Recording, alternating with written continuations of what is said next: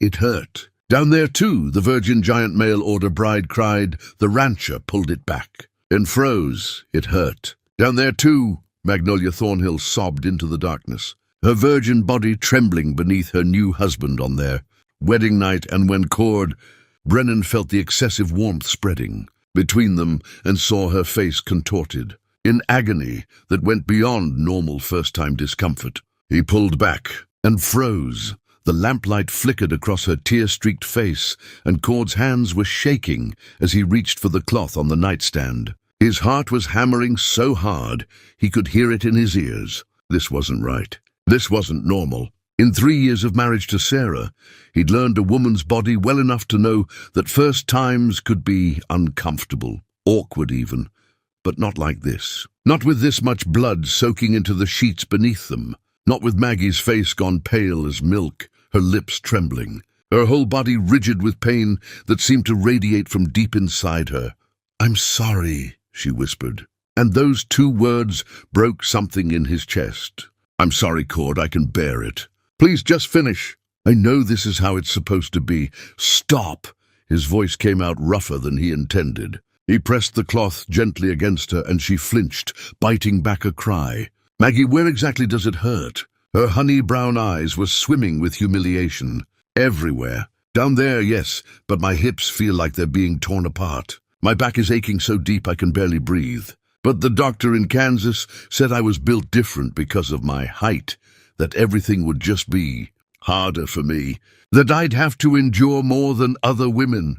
Cord sat back on his heels, his mind racing. He'd met that giant of a woman just 12 hours ago when she stepped off the train in Copper Ridge, towering over every man on that platform at 6 feet and 1 inch tall. He'd seen the shame in her eyes when old Silas made that thoughtless comment about her being a tall drink of water. He'd watched her try to make herself smaller at their wedding supper, hunching her shoulders like she'd been doing it her whole life. And now here she was on their wedding night, apologizing for being in agony. Believing her pain was normal, was deserved, was just the price of being different.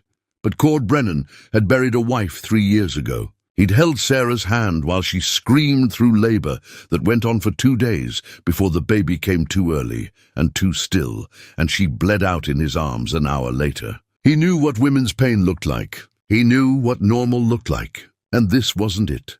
"Get dressed," he said quietly, already reaching for his trousers. Maggie's eyes went wide with confusion and fresh shame. "What, Cord? I can try again. I promise I can. We're going to town. Right now. But it's past midnight. I don't care if it's 3 in the morning."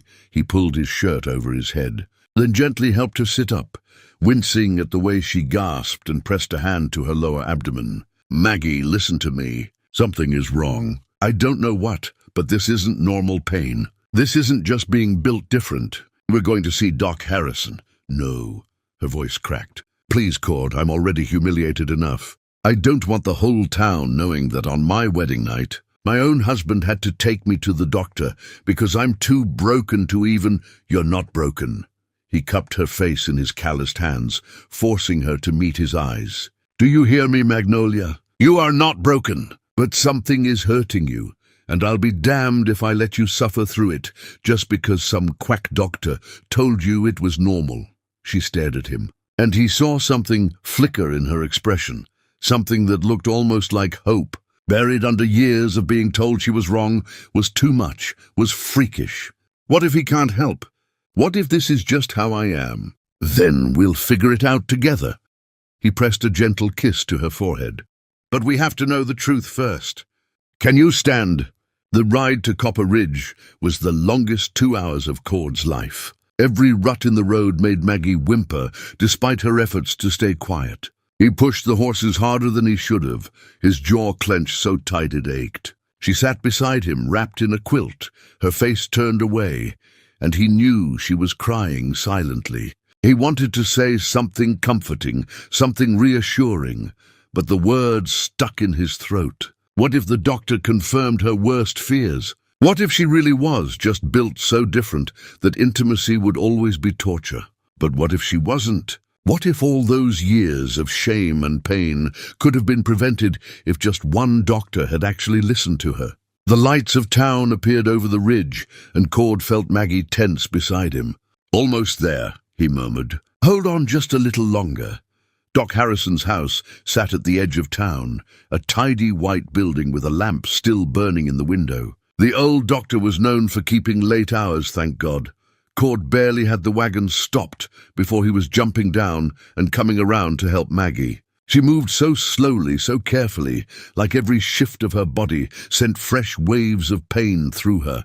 He pounded on the door hard enough to rattle the frame. Footsteps approached, and then Doc Harrison opened the door with a shotgun in his hands and a scowl on his weathered face. The scowl disappeared the second he saw Cord's expression. "What happened?" "My wife needs help."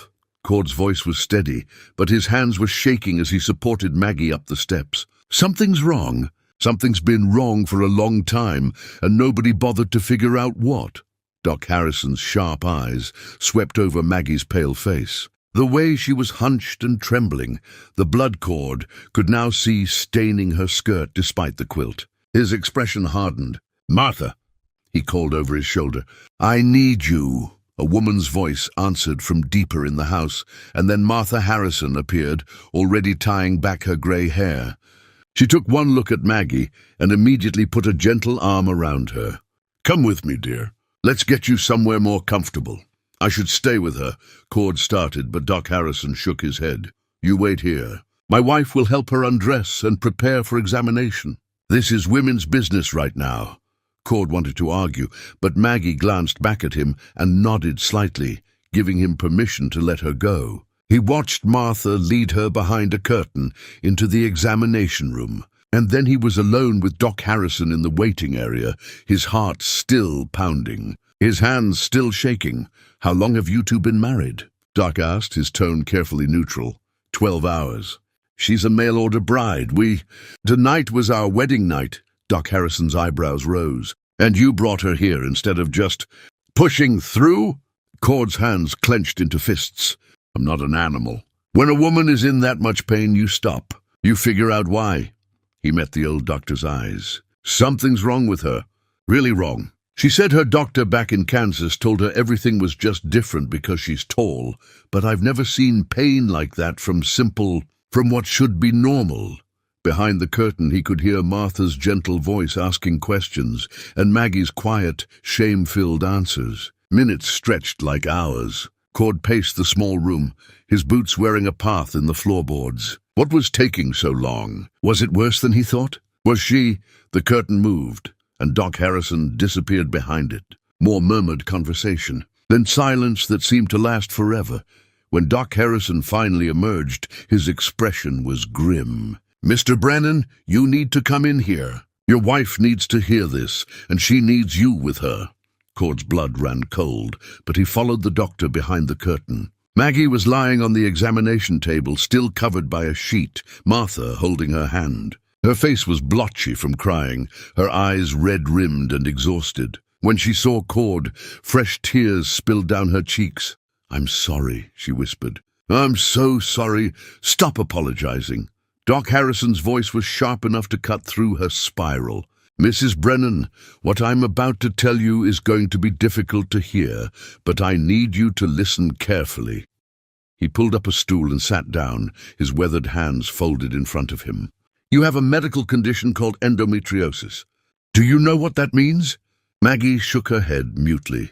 "It means tissue that should only grow inside your womb is growing in other places, on your ovaries, your fallopian tubes, even on the outside of other organs. Every month when you bleed, that tissue bleeds too, but it has nowhere to go. It causes inflammation, pain, and scarring. In your case, it's severe." He paused. "Combined with what I believe is a bicornuate uterus, a birth defect where your womb is shaped differently than most women's. You have a condition that makes intimacy extremely painful and pregnancy nearly impossible." The words hung in the air like stones. Cord watched Maggie's face crumple, watched her free hand press against her mouth to hold back a sob. "So I'm broken," she whispered. "I knew it." "I always knew." "No." Doc Harrison's voice was firm. "You have a medical condition that should have been diagnosed years ago. That hack in Kansas who told you everything was just different because of your height should be stripped of his license. This has nothing to do with your height and everything to do with medical ignorance hiding behind prejudice. But could he actually help her? Could anyone? Or was Maggie doomed to a life of pain and shame, always being too different, too damaged, too much? Cord sat on the edge of the examination table, his arm around Maggie's shaking shoulders, as Doc Harrison explained what came next. The words washed over him in waves: management strategies, pain relief options, modifications to intimacy. But all he could focus on was the way Maggie had gone completely still beside him, like she'd turned to stone. "So there's no cure," she said finally, her voice flat and lifeless. "I'll always be like this." "The condition is chronic," Doc Harrison admitted, "but it can be managed. Some women find significant relief with certain approaches. Plenty of time for arousal before attempting penetration. Positions that reduce pressure on the affected areas. Herbal tinctures for pain. It won't be easy, Mrs. Brennan, but it doesn't have to be torture either. And children?" The question came out barely above a whisper. The doctor's expression softened. "I won't give you false hope. The scarring and the shape of your uterus make conception and carrying to term extremely unlikely. But unlikely doesn't mean impossible. I've seen stranger things in 30 years of practice." Maggie nodded slowly, mechanically, like she was agreeing to something that didn't really matter anymore. Cord felt her pulling away from him emotionally, even though she hadn't moved physically. He recognized that look in her eyes. He'd seen it in his own mirror for 2 years after Sarah died. It was the look of someone who just had their last shred of hope ripped away. Martha Harrison pressed a small brown bottle into Maggie's hands. "Valerian root and wild lettuce. Take a spoonful before bed tonight. It'll help with the pain and let you sleep." Her voice was kind but matter-of-fact, the voice of a woman who'd seen suffering before and knew sympathy alone couldn't heal it. "Come see me in a few days. I'll teach you some other remedies that might help." The ride back to the ranch happened in silence. Dawn was breaking pink and gold over the Montana landscape, painting the grasslands in shades of honey and rose. It should have been beautiful. Cord had always loved this time of morning, when the world felt new and full of possibility. But now the sunrise just felt like mockery. All that light and beauty while beside him sat a woman who just learned her body was her enemy.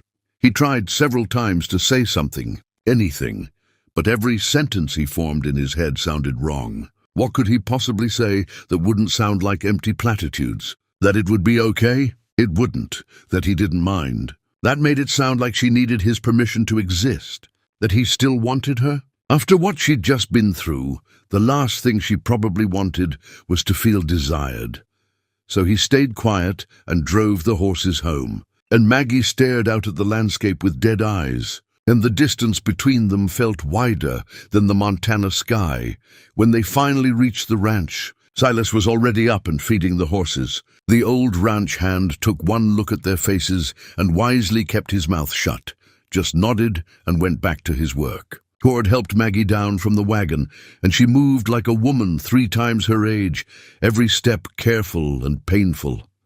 Inside the house, the bedroom felt like a crime scene. The blood-stained sheets were still tangled on the bed, the lamp still burning low, her white nightgown discarded on the floor. Maggie stood in the doorway and stared at it all, and Cord watched her face go even paler. "I'll change the sheets," he said quickly. "You should rest. Take some of that medicine Doc gave you." "I'm sorry," she interrupted, still staring at the bed. "I'm sorry you got stuck with a wife who can't even do the one thing wives are supposed to do. Maggie, you could probably get an annulment. On grounds of..." Her voice cracked. "Whatever the legal term is for a wife who's too broken to consummate the marriage." Cord felt something snap inside his chest. He crossed the room in 3 long strides and grabbed her by the shoulders, not rough but firm enough to make her look at him. "You listen to me, Magnolia Brennan. I didn't marry you for breeding stock. I didn't marry you to use your body and throw you away if it didn't work the way I wanted. I married you because your letter was honest and kind, because I thought maybe 2 lonely people could build something together. That hasn't changed. But I can't give you children. I buried a wife and son 3 years ago." His voice came out harsh, rougher than he intended, but he couldn't stop the words now. Watched Sarah scream for 2 days, while our baby died inside her. Held her while she bled out in my arms, because there was nothing anyone could do. You want to know the truth? The thought of going through that again terrifies me more than dying alone. So no, Maggie, I don't need you to give me children. I need you alive and whole, and not destroying yourself, trying to be something you can't be. She stared at him, her honey-brown eyes wide and swimming with tears. Then what do you need from me? I need you to give yourself time to heal. I need you to stop apologizing for having a medical condition that's not your fault. I need you to believe me when I say you're not broken. He loosened his grip on her shoulders, letting his hands slide down to hold hers. And I need you to trust me enough to tell me the truth about what you're feeling, instead of just trying to endure everything alone. I don't know how to do that, she whispered. I've spent my whole life just enduring. Then we'll figure it out together. He squeezed her hands gently. But first you need to rest, real rest. I'm going to change these sheets, and you're going to take that medicine, and you're going to sleep as long as your body needs. Okay? She nodded slowly, and he saw some of the tension leave her shoulders. It wasn't acceptance exactly, wasn't healing, but it was the first step toward not fighting him on every kindness he tried to offer. He stripped the bed, while she changed into a clean nightgown behind the privacy screen, moving slowly and carefully. When she emerged, she looked so young and lost that it made his throat tight. He'd put fresh sheets on the bed, opened the window to let in the cool morning air, and laid out the bottle of medicine with a glass of water on the nightstand. Thank you, she said softly, climbing into bed with visible relief. The medicine was already working, he could tell. Her eyelids were heavy, her movements sluggish. I'm going to sleep in the other room, he said, heading for the door. Give you some privacy and space. Cord. Her voice stopped him. Would you? Could you just stay? Not for... I just don't want to be alone right now. Something in his chest loosened and tightened at the same time. He nodded, kicked off his boots, and climbed onto the bed beside her, staying on top of the covers while she was under them. She rolled toward him immediately, pressing her face against his shoulder, and he wrapped an arm around her carefully, avoiding anywhere that might hurt. I'm scared, she whispered into his shirt. I know. Me too. Of what? He thought about lying, about being strong and stoic the way men were supposed to be. But she'd asked for truth, and truth was what he owed her. That I won't know how to help you. That I'll mess this up somehow. That you'll spend the rest of your life regretting getting on that train to Montana. She was quiet for a long moment, her breathing already slowing as the medicine pulled her toward sleep. I don't regret it, she finally murmured. You're the first person who ever stopped when I said it hurt. The words gutted him. How many people had hurt her and kept going? How many times had she said stop or please or it hurts and been ignored? How many years had she spent believing her pain didn't matter? He held her closer, feeling her body relax into sleep against him, and made a silent promise to himself and to her. She'd spent 23 years being told she was too much, too different, too broken. He was going to spend however long it took, showing her she was wrong. Outside the window, the ranch was coming to life. He could hear Silas calling to the horses, Rosa starting breakfast in the kitchen, the sound of cattle lowing in the distance. Normal morning sounds on a ranch that was barely scraping by, that needed every hand working from dawn to dusk if they were going to survive the coming winter. But that could wait. The cattle could wait. The fence repairs and the hay stores and the 100 other things that needed doing could all wait. Right now, the only thing that mattered was the woman sleeping fitfully in his arms, her face still creased with pain even in sleep. Her body finally getting the rest it desperately needed. Cord closed his eyes and listened to her breathe. And for the first time since Sarah died, he prayed. Not for miracles or easy answers, just for the wisdom to help her heal, the patience to let her set the pace, and the strength to be worthy of the trust she'd just placed in him. The morning sun climbed higher, filling the room with golden light. And Cord Brennan held his broken but not broken wife, and wondered how he was going to keep the promise he'd just made when he barely knew how to keep himself together. But he'd figure it out. They'd figure it out. Because that's what partners did. They carried each other when the weight got too heavy to bear alone. And Maggie had been carrying her burden alone for far too long. When she woke hours later, the afternoon sun slanting through the windows, she found him still there, still holding her, his own exhaustion finally catching up with him. She studied his sleeping face, the lines of grief carved around his mouth, the grey threading through his dark hair, the calluses on his hands that spoke of hard work and harder years. He'd stopped for her. He'd listened when she said it hurt. He'd taken her to get help instead of just taking what he wanted. Maybe, she thought drowsily, still half caught in the fog of medicine and pain. Maybe this could work. Maybe two broken people could make something whole together. Not by fixing each other, but by being honest about all the cracked and damaged places and choosing to stay anyway. It wasn't the fairy tale she'd imagined as a little girl. But then again, fairy tales never had giants in them, at least not the kind who got their happy endings. Maybe it was time to write a different story, one where the giant got to be the heroine instead of the monster, where the scarred rancher got to love again without forgetting what he'd lost, where two people who'd been told they were too much or too broken found out they were exactly right for each other. She closed her eyes and let herself drift back to sleep. And this time, she didn't dream of pain or shame or all the ways her body had failed her. She dreamed of wide Montana skies and a man whose hands knew when to stop and whose heart knew how to stay.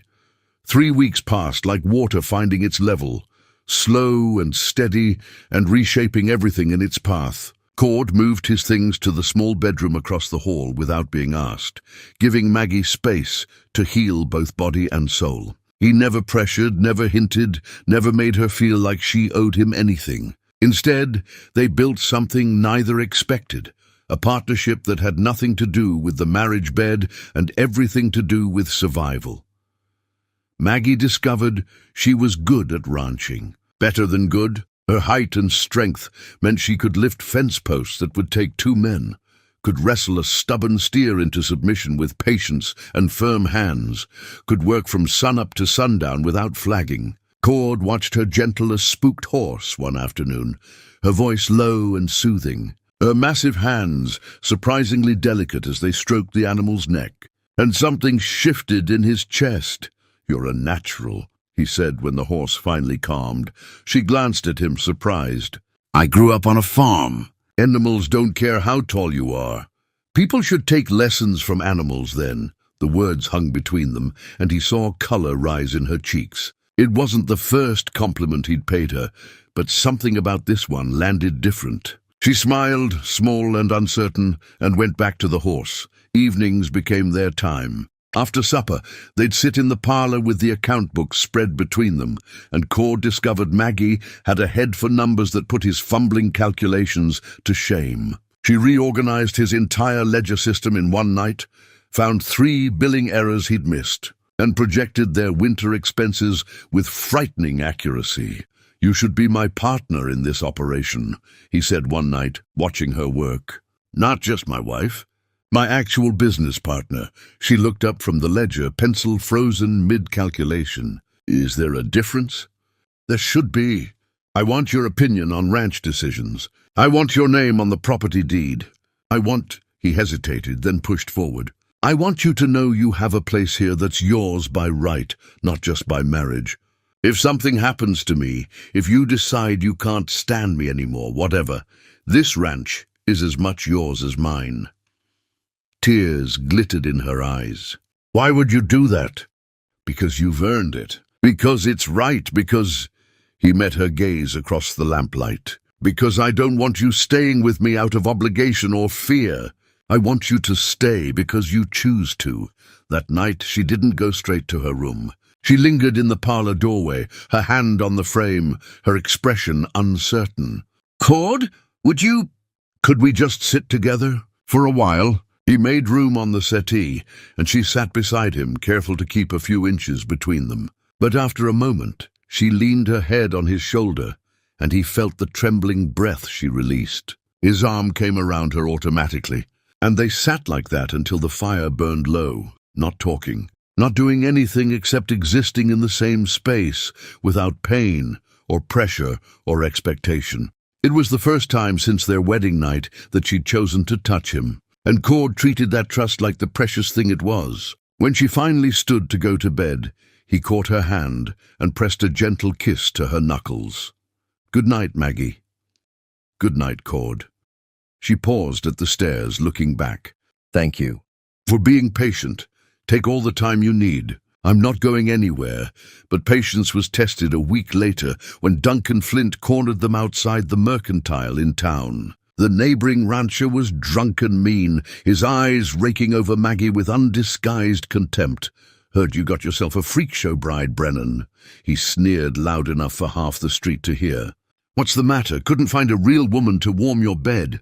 Had to special order a giant?" Cord's fist broke Flint's nose before Maggie could even process the insult. The rancher went down hard, blood streaming, and Cord stood over him with murder in his eyes.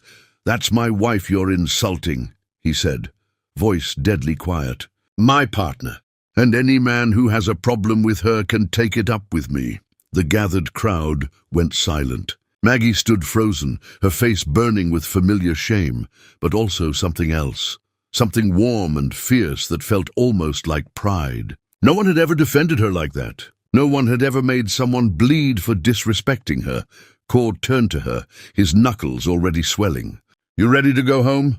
She nodded, unable to speak past the lump in her throat. They walked to the wagon together, his hand on the small of her back, and the crowd parted for them like water.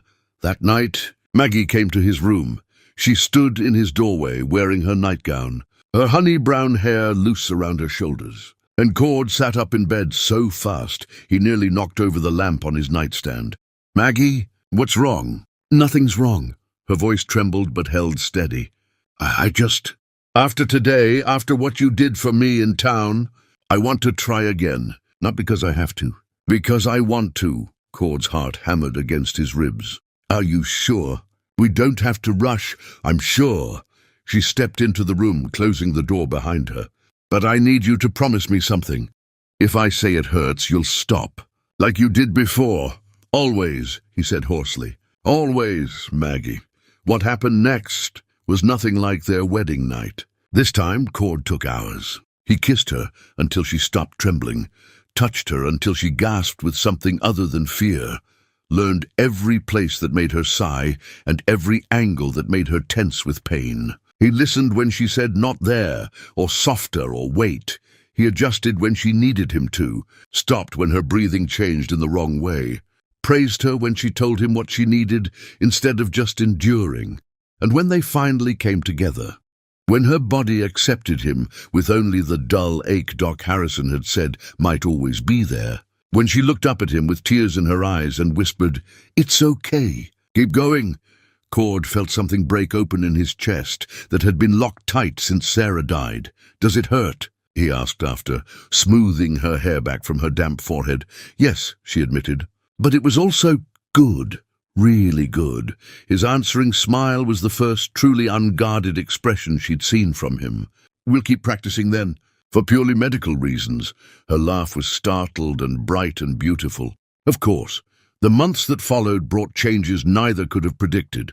Maggie started helping Doc Harrison with difficult births and animal injuries, her steady hands and calm presence making her invaluable. Cord added her name to the property deed and started introducing her as his partner, not just his wife. They worked the ranch together, argued over cattle breeding schedules, made love on nights when her pain was manageable, and held each other on nights when it wasn't.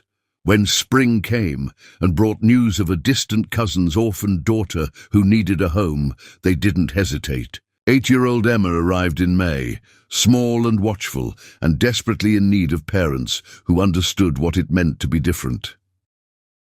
1 year after Maggie stepped off that train, she stood on the porch of the Brennan Thornhill Ranch, watching Cord and Emma bring in the herd. The practice she'd built was thriving. The ranch was profitable. And the man who'd stopped when she said it hurt had taught her that love wasn't about being perfect or whole or fixed. It was about being seen and chosen anyway.